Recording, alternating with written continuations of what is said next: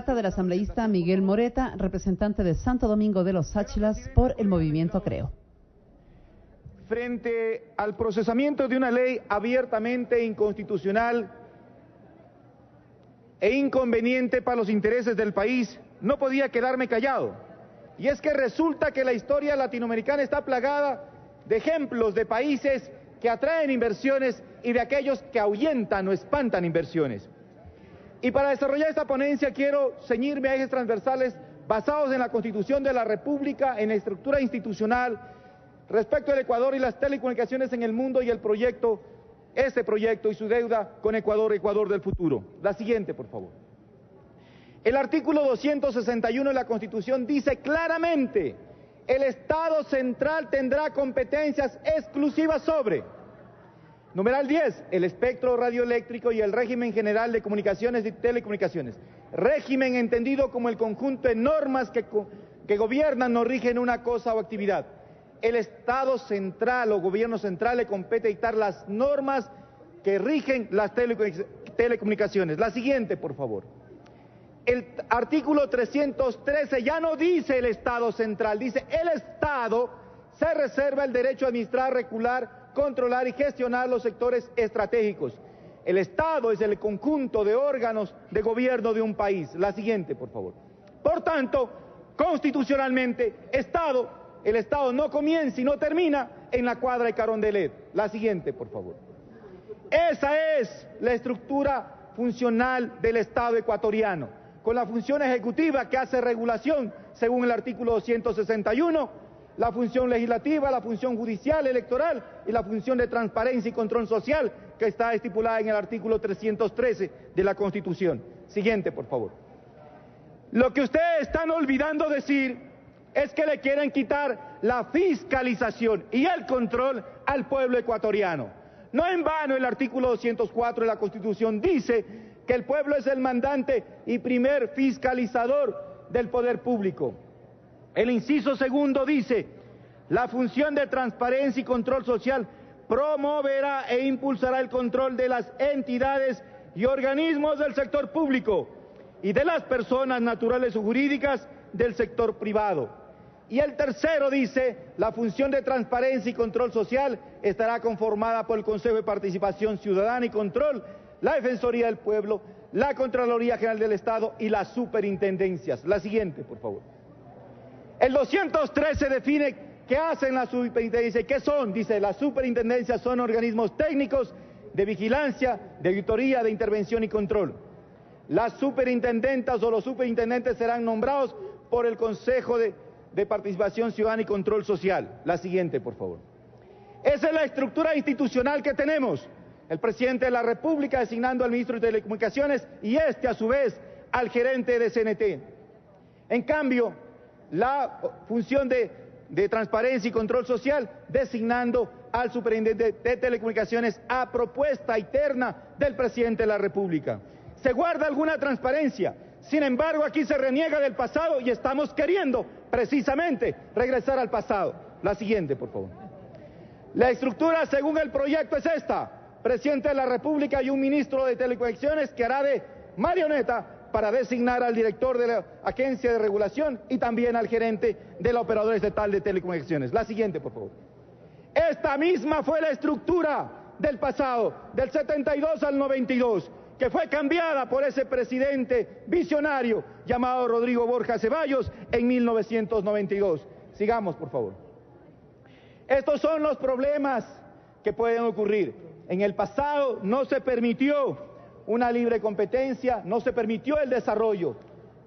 La alta injerencia política del gobierno de turno terminaba afectando las decisiones de la competitividad.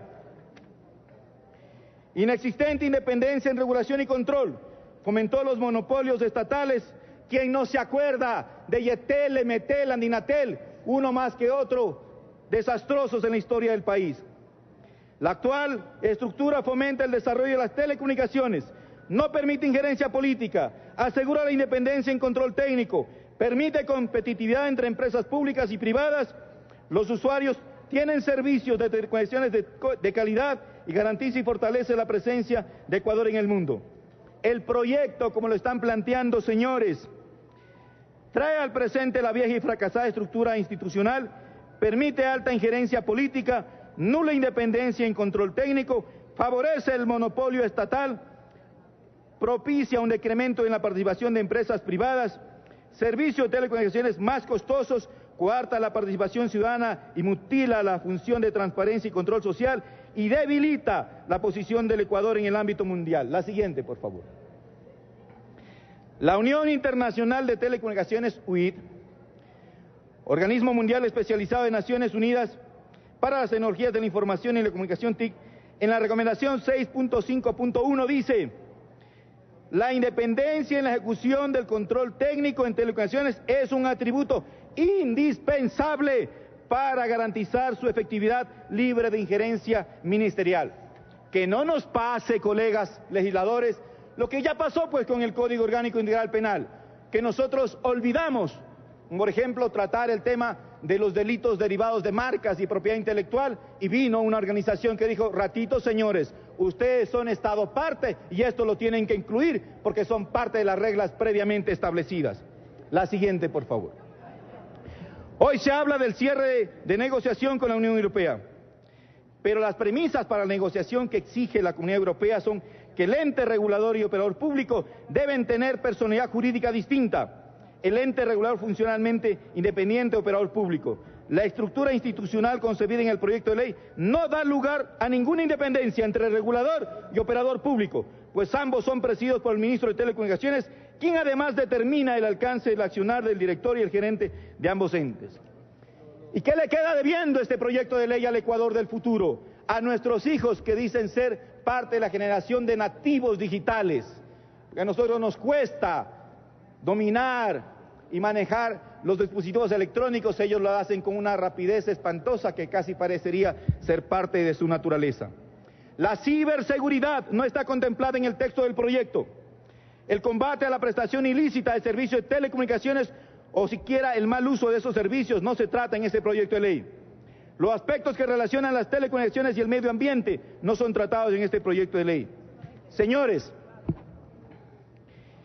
este proyecto de ley nada tiene que ver con la competencia.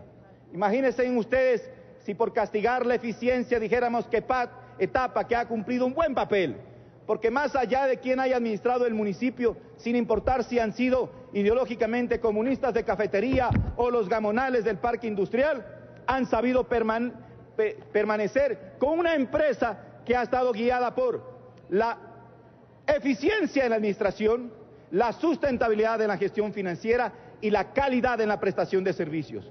Ya quisiéramos nosotros que existieran cientos de empresas etapa en todo el país, pero resulta que el universo, más allá del 90% de empresas públicas de agua potable, son un exitoso desastre. No les sirven a sus ciudadanos, les dan agua de mala calidad y no tienen suficiencia cobertura. Este proyecto nada tiene que ver con la competencia. Es solamente recaudatorio, es una atarrayada de última hora, de esta gestión desesperada por recaudar impuestos y por imponerle a los ciudadanos multas buitres. Ya lo hicieron la semana pasada, imponiendo una multa de 180% anual a quien dejara de pagar el SOAT, que generalmente son los más pobres, los de clase media. Hoy lo quieren hacer a través de esta malhadada ley. Los impuestos en ninguna parte del mundo son usados como política de competencia. Si el gobierno considera que no hay suficiente competencia, tiene que explicar aquí y ahora las razones de su fracaso, porque ha sido este gobierno el que negoció en el 2008 la renovación de concesiones con las mismas operadoras. Los impuestos siempre lo terminan pagando los consumidores. Ningún empresario es filántropo para terminar asumiendo las pérdidas o los impuestos. Eso termina siempre reflejado en la planilla de fin de mes que tienen que pagar los usuarios, en la planilla de uso de servicio telefónico que tienen que pagar gente que incluso recibe el bono de la pobreza. Hay que hacer un ejemplo en energía. En el 2008 se eliminó el impuesto de lujo sobre el uso de equipos móviles y se disminuyó el 60% en los precios de llamada. Se incrementó la penetración móvil del 70% en 2007 a más del 110% en 2011. Para concluir, señora presidenta, es necesario que el Ecuador haga una carrera urgente para cerrar la brecha digital. 2 de cada ecuatorianos hoy en día no usan Internet. Debe ser uno de nuestros principales Gracias, desafíos asambleísta. para un futuro mejor. Gracias. Se terminó su tiempo. Tiene